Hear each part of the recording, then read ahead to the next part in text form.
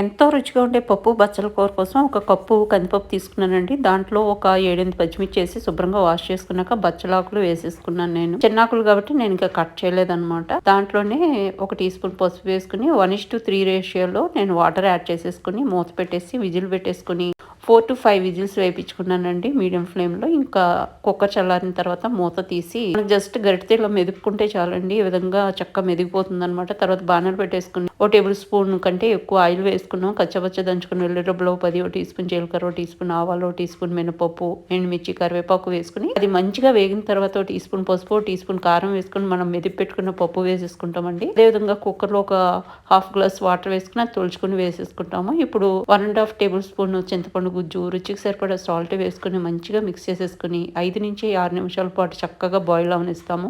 చాలా బాగుంటుందండి పప్పు బచ్చల కూర. దించే ముందు ఒక టీ స్పూన్ నెయ్యి వేసుకుని మొత్తం అంతా మంచిగా మిక్స్ చేసుకుని మనం దించేసుకుని